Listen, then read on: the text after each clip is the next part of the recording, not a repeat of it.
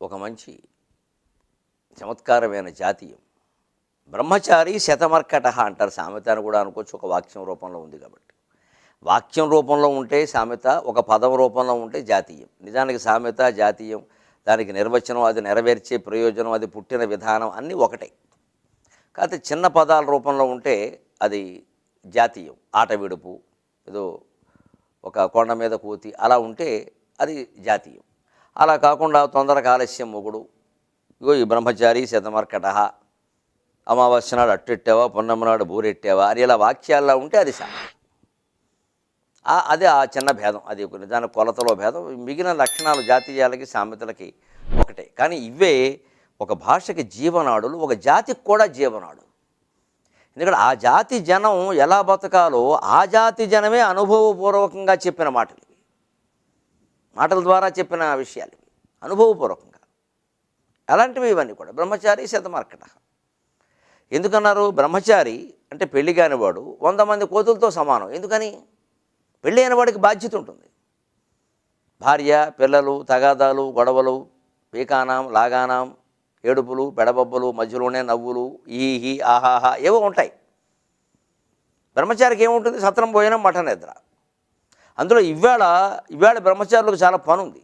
ఎందుకంటే ఏవో కోచింగులు, శిక్షణలు, మరి ఏవో మళ్ళీ పరీక్షలు, దానికోసం తయారీలు. అసలు బ్రహ్మచర్యానికి ఎక్కడ అవకాశం ఉంది? ఇవాళ అంతా చదువే. వాడు 1వ తరగతి ఇంకా ముందు ఎల్కేజీలో చేరాడు అంటే ఇక జీవితం అయిపోవలసిందే. ఎందుకంటే ఉద్యోగం వచ్చి సాఫ్ట్వేర్లో చేరినా ఇదే గొడవ. అక్కడ కూడా ఏం వేసవకాలం సెలవులు ఏం లేవుగా. చదువులో కూడా ఇదివరకు ఇంజనీరింగు ఏదో ఇంటర్మీడియట్ కూడా పోయిందండి.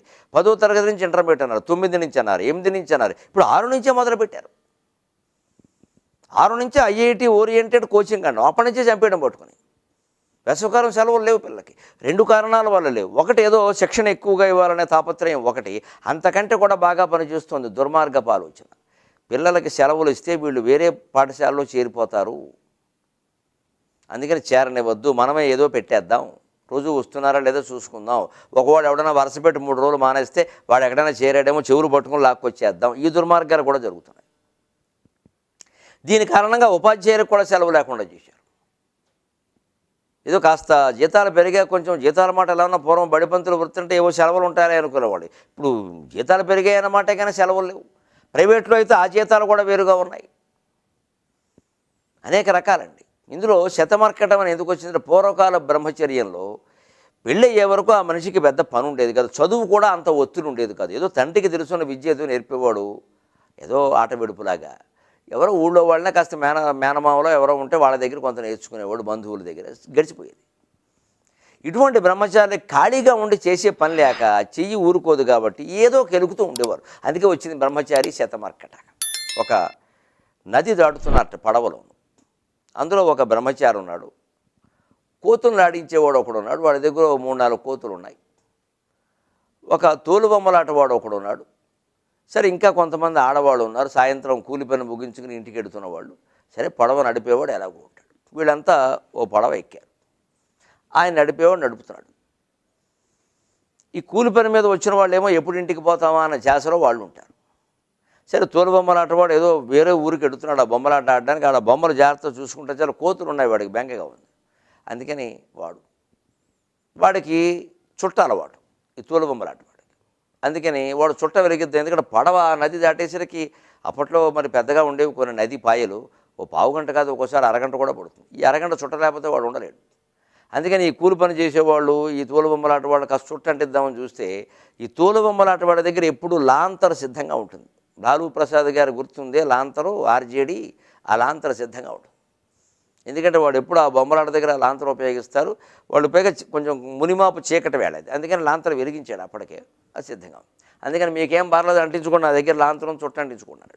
వీడేదో ఈ లాంతరం పట్టుకున్నాడు, వాడేదో చుట్ట అంటించుకుని కాలక్షేపం చేస్తుంటే ఈ కోతి కాస్త అటు ఇటు ఆడుతూ మరుగు తిన్నగా ఉండలేవు కదా, అవి కప్పించుకుని ఈ బ్రహ్మచారి దగ్గరికి వచ్చేది.